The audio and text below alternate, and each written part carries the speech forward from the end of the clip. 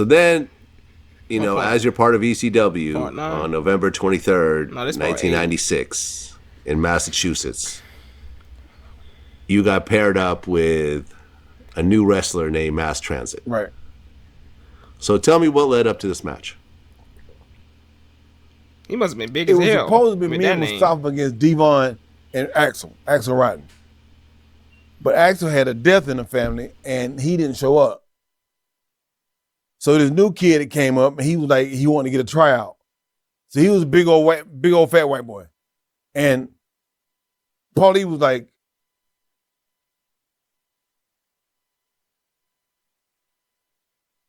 we take a look at him, and he was like, Jack, you want to work him? And I was like, I don't give a fuck who I work. I said, I'll work anybody. So he put him with Devon. Well, the kid came up to me, and he was like, New Jack, can I do some stuff to you in the match? He said, my dad is in the audience. And he was like, I want to get some stuff in. So I was like, no. And he was like, well, just let me get just a little bit of stuff in. And he said, I want to bleed. But he said, I've never done it before. He said, I never gave before. So will you do it for me? Why the heck you want to bleed for, bro? Continue. And by then I was pissed off. I was like, yeah, I'll do it. So we got in the match, and the time came for him to bleed. And I had a surgical scalpel. I took it and I cut him in the head with it. And blood just shot out like everywhere. You know what I mean? And they stopped the match. The cops came. The ambulance came. Paulie rushed around the back door. And I went back to Atlanta.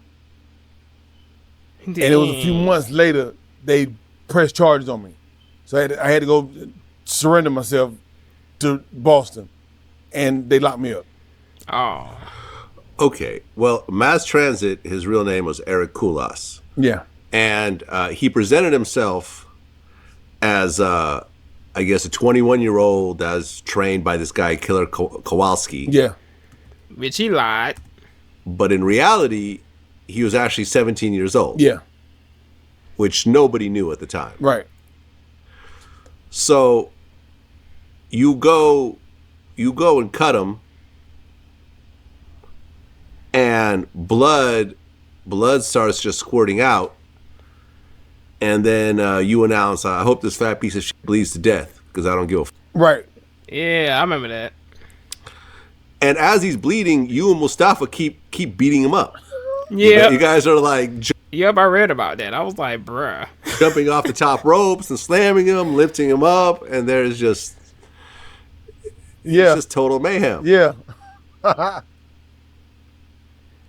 And, later on you said, I was high, I didn't care, it didn't matter to me. The fans loved it. I thought it was great. Yeah. So you really didn't care what happened to him at that point? No, I didn't. Because it was his idea for you to cut him? Yeah. Okay. It's all on you, younger man. Well, as he's bleeding out, and I guess, they're calling for the ambulance or whatever, the father starts calling you the N-word. Yeah. Oh. He came to the locker room, and the security guy wasn't letting him in the locker room, but I could hear him out there screaming, the New Jack, you cut my son, and this, that, and the other. So I told him, I said, let him back here. Oh, he said, let him in here. Let him in here. And they wouldn't. And then by now, Paulie was telling me to get my stuff and let's go. So I left the building. What's Paulie? Okay. Is that Paul? Well, Mass Transit got 2 of his arteries in his head severed. Ah, I read about that. Yeah. And 50 stitches. Yeah. You went to court over it, but you ended up beating it. Right. Yeah. How did you beat it? I had a good attorney. Oh. Probably Paul himself. Jim Murberg was his name. He was a good attorney.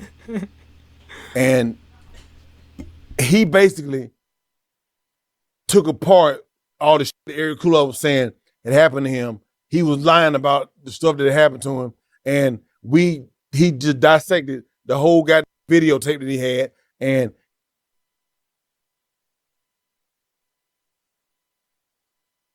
he took him apart.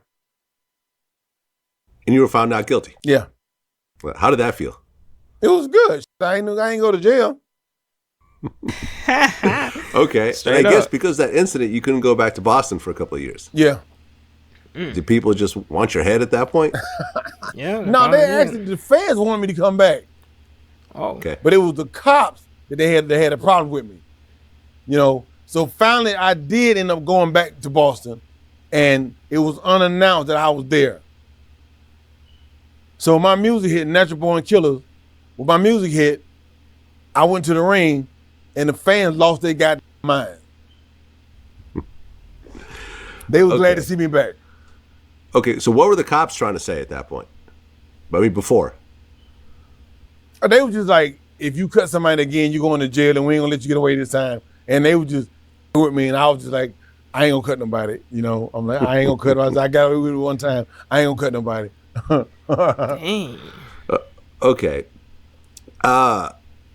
Did Mass Transit's family try to sue you civilly as well, or was it just a criminal case? Yeah, civil. They came after me civil, but I had an attorney again, and he got it dismissed. Okay. Mass Transit ended up dying in 2002 from a gastric bypass surgery. I guess. Yep, I read about that. He was too fat. May the Lord rest his soul. That's like that surgery to make you skinnier. Yeah. Did you feel some type of way when he died? No, I didn't.